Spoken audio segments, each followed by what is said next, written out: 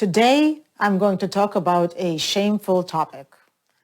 This has happened to many of us, and it's embarrassing, but if we don't talk about it, nothing will ever change.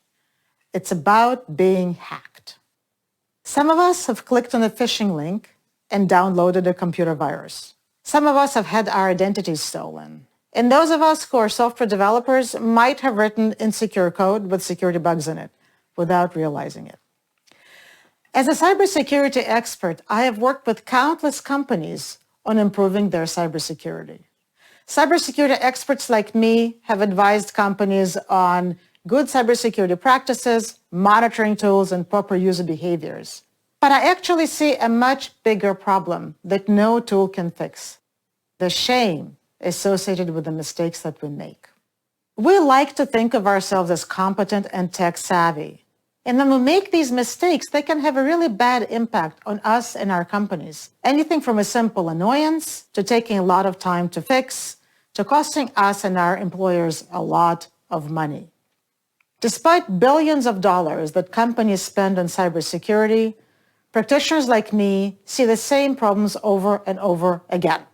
Let me give you some examples. The 2015 hack of Ukrainian utilities that disconnected power for 225,000 customers and took months to restore back to full operations started with a phishing link.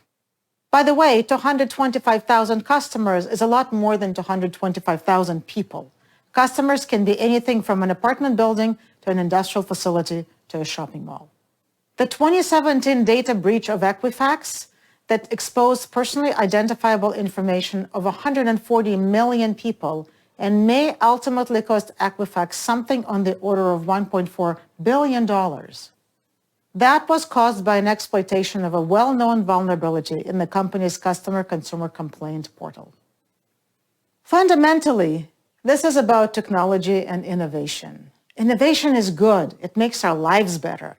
Most of the modern cars we drive today are fundamentally computers on wheels.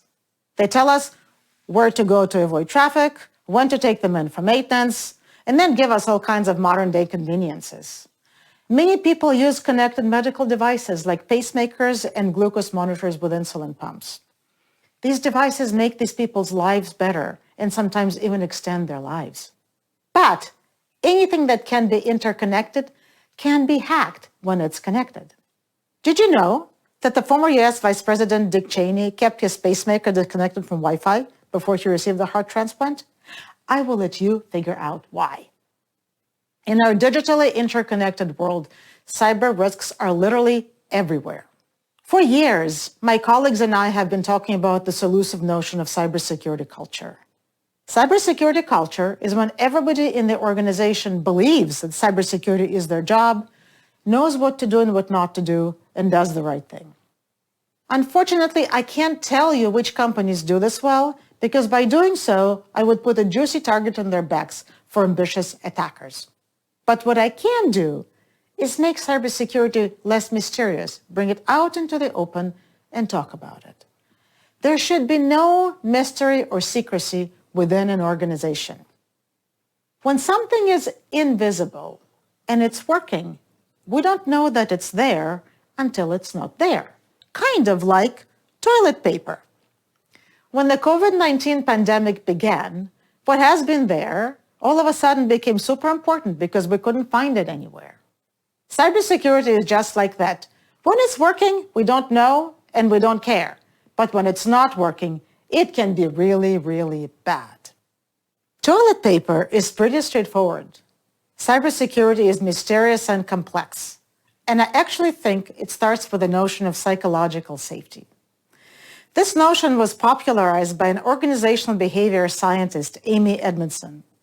Amy studied behavior of medical teams in high-stakes situations like hospitals, where mistakes could be fatal. And she found out that nurses were not comfortable bringing up suggestions to the doctors because of the fear of questioning authority. Amy helped improve medical teams to make nurses more comfortable bringing up suggestions to the doctors for patient treatment without the fear of being scolded or demeaned. For that to happen, doctors needed to listen and be receptive without judging. Psychological safety is when everybody is comfortable speaking up and pointing things out. I want cybersecurity to be the same. And I want cybersecurity practitioners to be comfortable bringing suggestions up to senior executives or software developers without being dismissed as those people who continuously talk about horrors, errors, and say no. Not doing so is really hard for the individuals who are responsible for the creation of digital products because fundamentally it's about their pride and joy in their creations. I once tried talking to a senior software development executive about the need to do better security. You know what he said? Are you telling me we're developing insecure code? In other words, what you heard was, your baby is ugly. What if, instead of focusing on what not to do, we focused on what to do? Like, how do we develop better software and protect our customer information at the same time? Or how do we make sure that our organization is able to operate in crisis, under attack, or in an emergency? And what if we reward good things that people do in cybersecurity in some way and encourage them to do so, like reporting security incidents, reporting potential phishing emails, or finding and fixing software security bugs in the software that they developed? And what if we tied these good security actions to performance evaluations to make it really matter?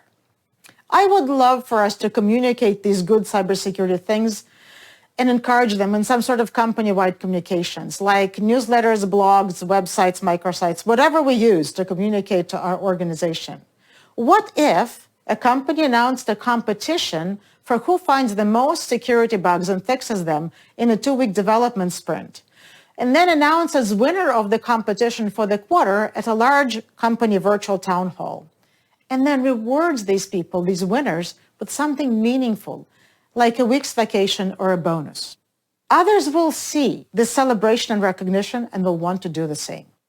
In the energy industry, there is a really strong culture of safety. People care about this culture, are proud of it, and there is a collective reinforcement of this culture to make sure that nobody gets hurt. One of the ways they exhibit and keep going this safety-conscious culture is by counting and visibly displaying days since the last safety incident. And then everybody works really hard not to have that count go back to zero, because that means that somebody did get hurt. Cybersecurity is the same as safety. What if we all agree to keep that count of days since the last cybersecurity incident going on forever, and then work really hard not to have it reset to zero? And then certain things are a no-no, and we need to clearly communicate to our organizations what they are in an easily digestible and maybe even fun way, like gamification or simulations, to make sure that people can remember this.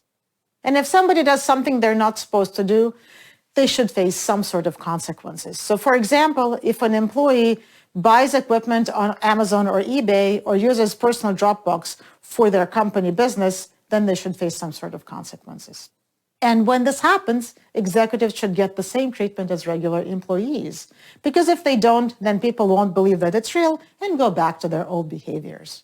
It's okay to talk about mistakes, but just like a teenager who violates the rules tells us about it, we appreciate that they told us about it, but there should still be some sort of consequences. Cybersecurity is a journey. It's not a destination, and we need to keep working on it. I would love for us to celebrate cybersecurity people like the heroes that they are. If we think about it, they are firefighters, emergency room doctors and nurses, law enforcement, risk executives, and business strategists, all in the same persona. And they help us protect our modern life that we like so much. They protect our identities, our inventions, our intellectual property, our electric grid, medical devices, connected cars, and myriad of other things. And I'd like to be on that team. So let's agree that this thing is with us to stay. Let's create a safe environment to learn from our mistakes, and let's commit to making things better. Thank you.